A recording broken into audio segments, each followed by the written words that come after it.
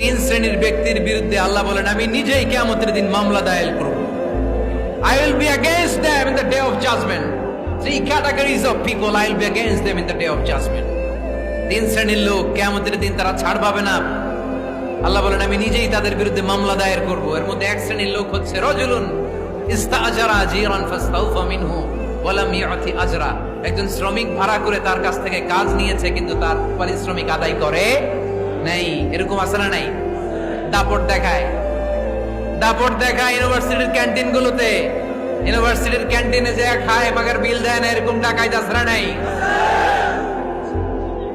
চায়ের দোকানে চা খায় পরে দিমু বিল দেয় না, আছে না নাই? দোকানে যে পণ্য কিনে বিল দেয় না পরে দিমু, আছে না নাই? কিয়ামতের দিন আল্লাহ তোরে মাস্তানি ছুটাবে, চিল্লা এখন ঠিক কিনা?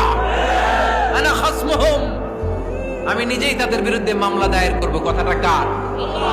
এজন্য বিশ্বনবী বললেন খবরদার, মেহনতি মানুষ, খেটে খাওয়া মানুষ, এদের দোয়া কবুল হয়ে যায়।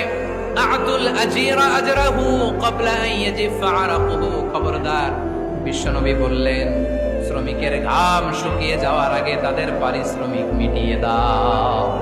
বিশ্বনবীর বিখ্যাত হাদিস, আতুল আজিরা আজরাহু ক্বাবলা আন ইয়াজিফা আরাকুহু।